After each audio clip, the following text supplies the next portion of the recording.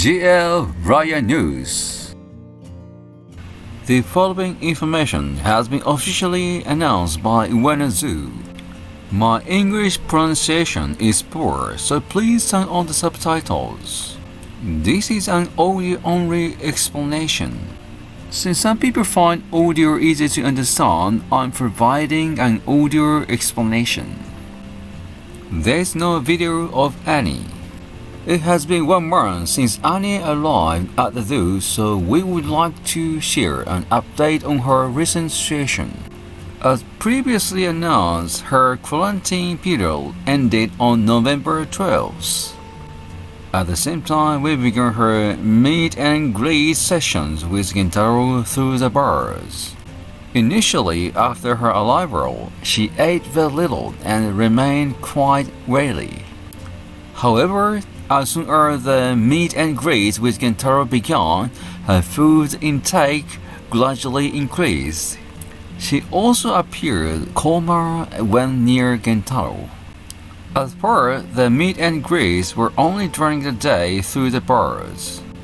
Gradually, we expanded this to include the nighttime, making it a full-day arrangement.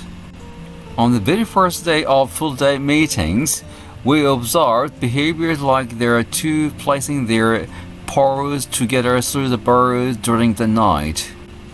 Based on this friendly interaction, we proceeded with cohabitation in outdoor enclosure on a close to the public day. However, once cohabitation began, Gentaro immediately started chasing Annie. Unaccustomed to the enclosure, Annie couldn't escape and ended up pinned down by Gentaro. She sustained injury, including bite to her limb. Afterwards, Annie fled indoors, where she retaliated against Gentaro as he pursued her. Gentaro also suffered several injuries from Annie's bite. This first attempt at cohabitation was quickly halted. However, immediately after the cohabitation ended, Annie began approaching the birds herself, despite her injuries.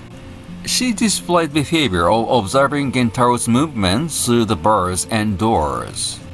Therefore, even after the day following their cohabitation, they have continued their daily meeting through the bars. The two continue to check on each other's status just as they did before cohabitation. Gentaro is starting to get used to his environment and relaxing comfortably on his own. However, Annie makes anxious sounds when Gentaro goes out into their enclosure and disappears from view. It seems Gentaro's presence has become significant to her. The next cohabitation will be scheduled once Annie's injury has healed and she is in perfect condition. Until then, we are conducting Annie's outdoor enclosure practice sessions, choosing closed park days whenever possible, minimize the stimulation. Currently, she still finds it difficult to enter the enclosure alone, managing only a step or two at this stage. We plan to allow her time to gradually acclimate. Therefore, we kindly ask for your understanding that Annie's public viewing will be postponed for a while. Free roaming practice is conducted only on closed days. On other days, she has free access between her private outdoor enclosure and indoor space during the daytime, allowing her to spend time whenever she prefers. Recently, she has been eating more while observing Gentaro. She also responds well to training, and we feel she is gradually adjusting to life at Ueno Zoo. We will continue to carefully observe the relationship between the two gorillas and Annie's health, proceeding cautiously with preparations for their cohabitation and the public viewing. We kindly ask for your patience until she is ready for public viewing. That's all for now.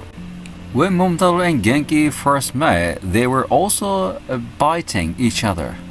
Gentaro and Annie are in the similar situation for now. We now understand why Gentaro was injured. It would be great if Ueno Zoo could share at least one video. For now, there's only one photo of Annie. Hi, I'm Gio Ryan. Thank you for watching to the end. Subscribe to my channel please. Thank you.